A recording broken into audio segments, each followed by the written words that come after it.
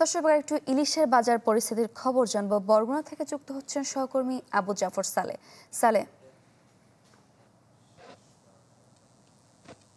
সারিকা, আমি আছি বরগুনার বড় মাছ বাজার, মাছ বাজারে আছি।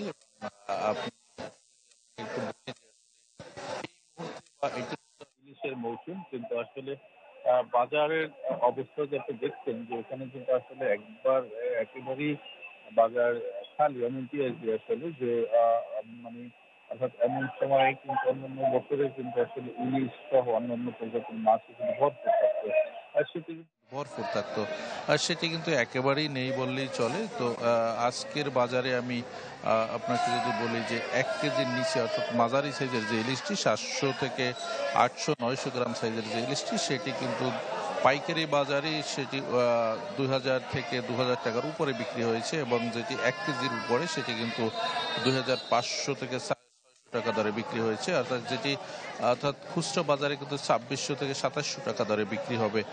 তো আসলে আমি এর বাইরেও পাথরঘাটা মৎস্য অবতরণ কেন্দ্র রয়েছে, যেটি দেশের দ্বিতীয় বৃহত্তম মৎস্য অবতরণ কেন্দ্র। সেখানেও কিন্তু আজকে যে বাজার, সেটিও 1 কেজির উপরে ইলিশ কিন্তু 90,000 থেকে 95,000 টাকা দরে বিক্রি হচ্ছে, এবং যেটি 1 কেজির নিচে সেটিও কিন্তু 60 থেকে 70,000 টাকা।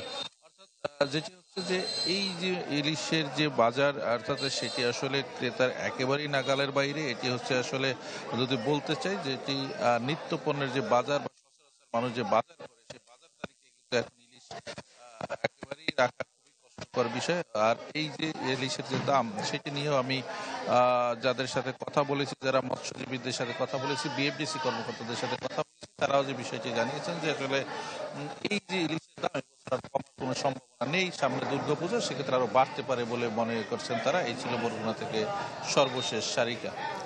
ধন্যবাদ আপনাকে। দর্শক, বরগুনা থেকে ইলিশের বাজার পরিস্থিতির খবর জানছিলাম।